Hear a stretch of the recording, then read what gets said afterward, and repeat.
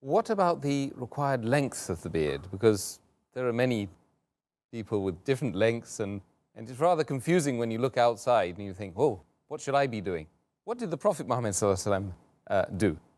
As far as the length of the beard is concerned, the scholars are divided. They have different opinions. And as for what is the length of the beard, there are two opinions.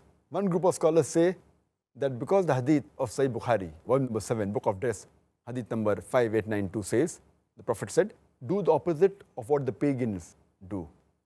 Keep the beard and trim your mustaches. So because the commandment is keep the beard, that means they say that it should be kept. That's it. And the second hadith of Sahih Bukhari, volume number 7, book of dress, hadith number 5893 says that cut your mustaches short and grow the beard. So the first group of scholars say grow the beard means keep on growing.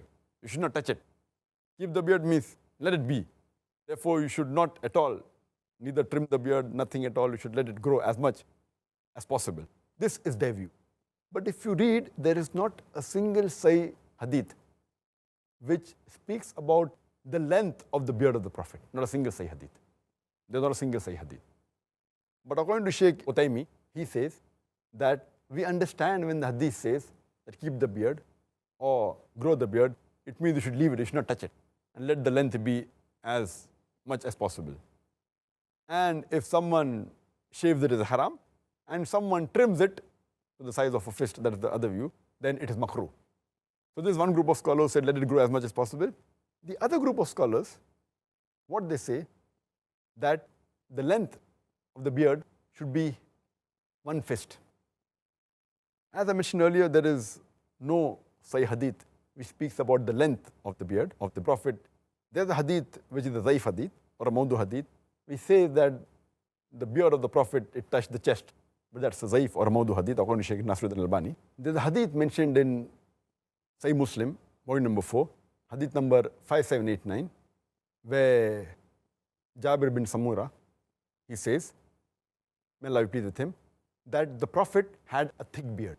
So there are many Sahih hadith which say the Prophet had a thick beard, but doesn't mention the length of the beard.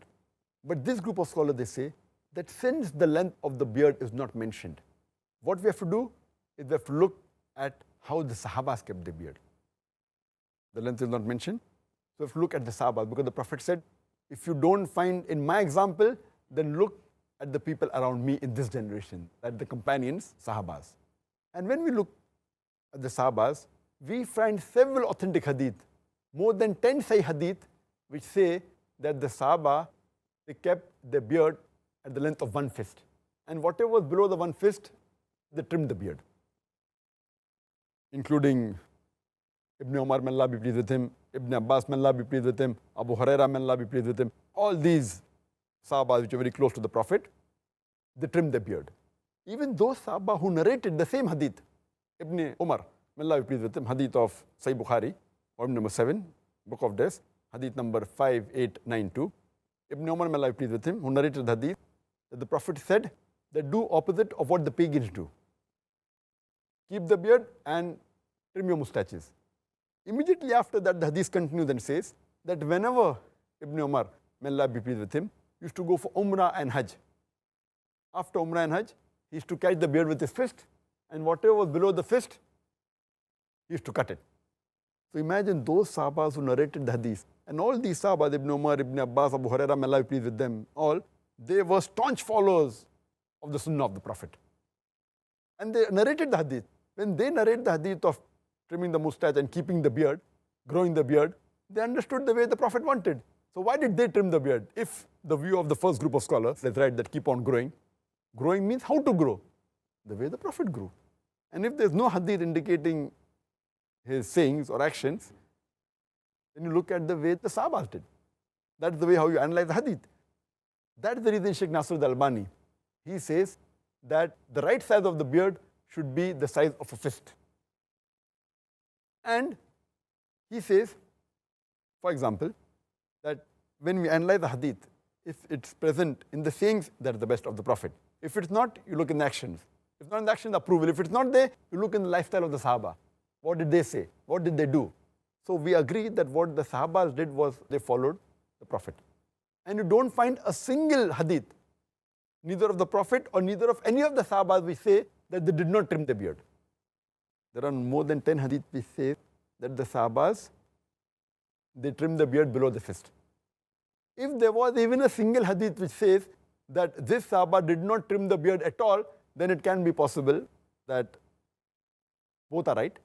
Because there's not a single hadith on the other side saying that the Sahaba never trimmed the beard, but there are no less than 10 Sahih hadith which say that the Sahabas below the fist, they trim the beard.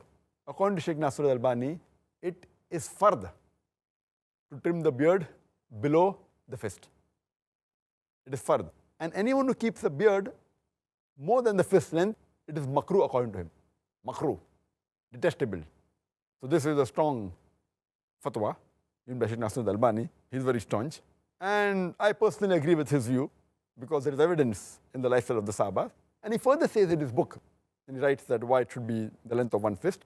He said, besides the Sahabas, many examples we find who kept one fist and cut below one fist their beard. He gives the examples of many Salafis Salihin who had the beard the size of a fist and they trimmed the beard below the fist. Like, for example, An-Nakhil. We have examples of Imam Malik, Imam Ahmad ibn Hanbal. All these great Salafis Salihin, they trimmed the beard below the fist. They quit it like that and they trimmed it below the fist. So this is the view of the second group of scholars. And I agree more with the group of scholars, including Sheikh Nasr al-Albani, that the right size is the size of the fist and the rest, Allahu Alam.